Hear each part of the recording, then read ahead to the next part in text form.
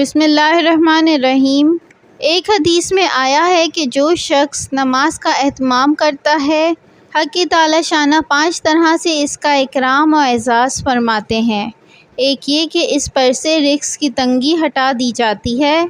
دوسرے یہ کہ اس سے عذاب قبر ہٹا دیا جاتا ہے، تیسرے یہ کہ قیامت کو اس کے اعمال نامے دائیں ہاتھ میں دیے جائیں گے، جن کا حال سورۃ الحاقہ میں مفصل مذکور ہے کہ جن لوگوں کے نامہ اعمال داہنے ہاتھ میں دیے جائیں گے وہ نہایت خوش و خرم ہر شخص کو دکھاتے پھریں گے، اور چوتھے یہ کہ پل صراط پر سے بجلی کی طرح گزر جائیں گے، پانچویں یہ کہ حساب سے محفوظ رہیں گے، اور جو شخص نماز میں سستی کرتا ہے اس کو 15 طریقے سے عذاب ہوتا ہے، 5 طرح دنیا میں اور 3 طرح موت کے وقت اور 3 طرح قبر میں اور 3 طرح قبر سے نکلنے کے بعد۔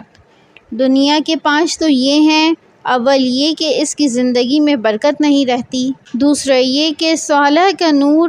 اس کے چہرے سے ہٹا دیا جاتا ہے، تیسرے یہ کہ اس کے نیک کاموں کا اجر ہٹا دیا جاتا ہے، چوتھے اس کی دعائیں قبول نہیں ہوتی، پانچویں یہ کہ نیک بندوں کی دعاؤں میں اس کا استحقاق نہیں رہتا، اور موت کے وقت کے 3 عذاب یہ ہیں کہ اول ذلت سے مرتا ہے، دوسرے بھوکا مرتا ہے،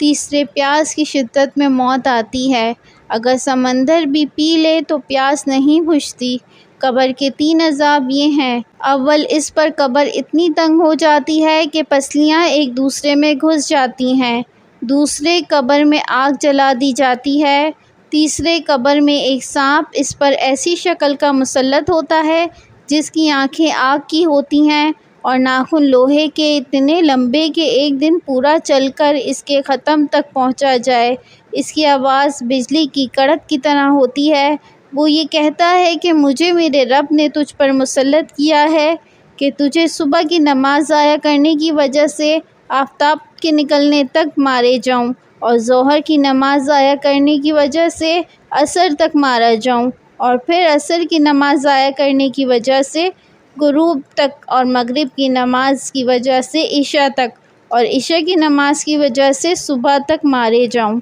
جب وہ ایک دفعہ اس کو مارتا ہے تو اس کی وجہ سے وہ مردہ 70 ہاتھ زمین میں دھنس جاتا ہے۔